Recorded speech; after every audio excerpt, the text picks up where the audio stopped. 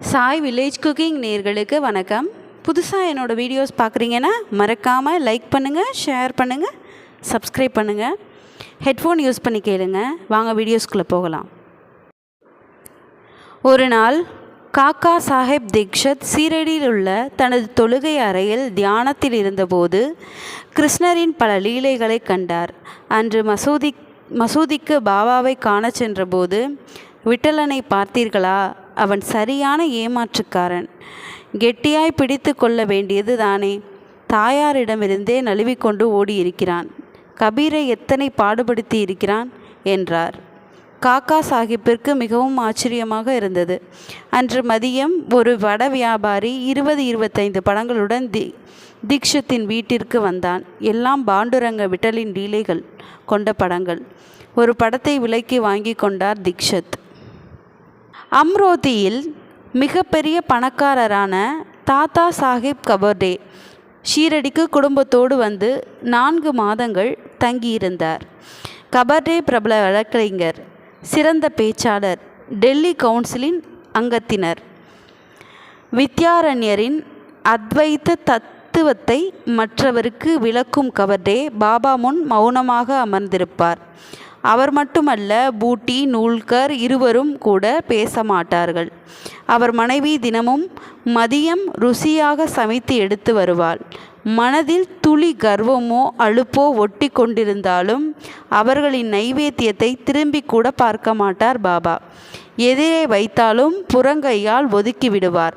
ஆனால் திருமதி கபர்டேயின் நிவேதனத்தை ஆர்வத்தோடு கொண்டு வந்தவுடன் சாப்பிட்டு விடுவார். ஷியாமா பொறுமை, சாந்தம், எளிமை 3 சுவையையும் கலந்து சமைக்கப்பட்ட உணவு அது. நற்குணங்களின் இருப்பிடம் அந்த பெண்மணி. முந்தைய 4வது பிறவியில் பசுவாக இருந்த அவள் இறக்கும் வரை பால் கொடுத்தாள். அடுத்த பிறவியில் விவசாய குடும்பத்திலும், அதற்கடுத்த பிறவியில் அரச குடும்பத்திலும், சென்ற பிறவியில் வர்த்தக குடும்பத்திலும் பிறந்து வஞ்சனையின்றி உழைத்தாள். தன்னால் முடிந்த உதவிகளை பிறருக்கு செய்தாள் என்று விளக்கினார். பாபா உணவருந்தியதும் கபர்டேயின் மனைவி அவருக்கு கால் பிடித்து விடுவாள். உன் கை வலிக்குமே அம்மா என்று அவளது கைகளை பிடித்து விடுவார் பாபா. ஷியாமா இதை கண்டு சிரிப்பார். ராஜா ராமா என்று அவளுக்கு சொல்லிக் கொடுப்பார் பாபா. பம்பாயில் ரயில்வேயில் வேலை பார்த்தவர் லாலா லக்ஷ்மி சந்த். 1910 அக்டோபர் மாதம் தாடியுடன் கூடிய ஒரு கிழவர் பக்தர்கள் புடைசூழ நிற்பதாக கனவு கண்டார். கிறிஸ்மஸ் விழாவை பற்றி நினைத்து கொண்டிருப்பதால் கிறிஸ்துமஸ் தாத்தாவாக இருக்கும் என்று நினைத்தார்.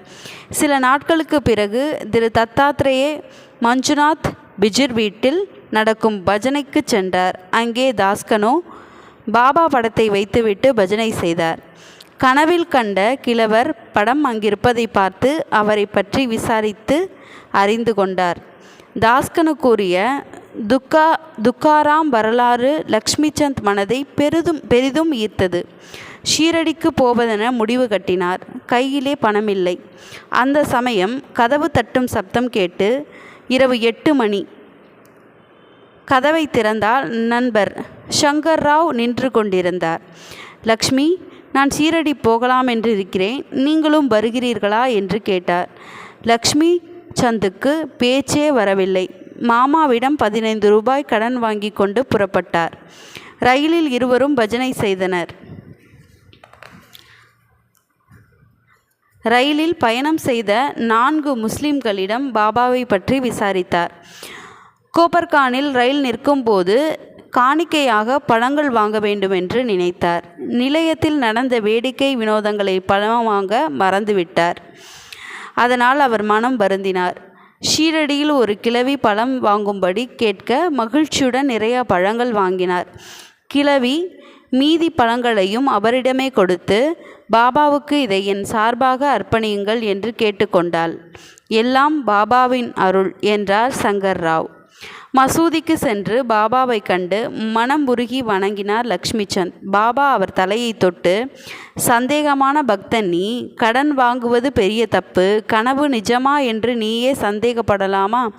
பஜனை பண்ணுகிறாய், வழியில் விசாரிக்கிறாய், சந்தேகம் தீர்ந்ததா என்று கேட்கவும் லக்ஷ்மிசந்தின் பிரமிப்பு இவ்வளவு அவ்வளவல்ல. அன்று மதியம் அவருக்கு கோதுமை மாவினால் செய்யப்பட்ட சன்சா என்ற பணியாரம் பிரசாதமாக கிடைத்தது. அது லக்ஷ்மிசந்துக்கு மிகவும் பிடித்திருந்தது. மறுநாளும் அதை எதிர்பார்த்து ஏமாந்தார். 3ஆம் நாளும் சன்சாவை தின்ன அவர் ஆவலாக இருந்தார். அப்போது பாபா சாஹிப் ஜோக் பாபாவை நமஸ்கரித்து, நைவேத்தியத்துக்கு என்ன கொண்டு வரட்டும் என்று கேட்டார். அவர் அக்குளில் இருந்த பாலகங்காதர திலகரின் கீத ரகசிய பிரதி பாபா காலடியில் விழுந்தது. பாபா அதை எடுத்து கண்களில் ஒற்றிக்கொண்டு அதன் மேல் ₹1 வைத்து ஜோக்கிடமே திருப்பி கொடுத்தார். கீதை படித்தால் நன்மையே நடக்கும், நிதானமாக ஆழ்ந்து படி, பானை நிறையா சன்சா கொண்டு வா என்றார். லக்ஷ்மிசந்தின் பக்கம் திரும்பி முதுகு வலிக்கும், மருந்து போட்டுக்கொண்டு படுத்துக்கொள், இன்றைய பிரசாதம் சன்சாதான் என்று புன்னகைத்தார்.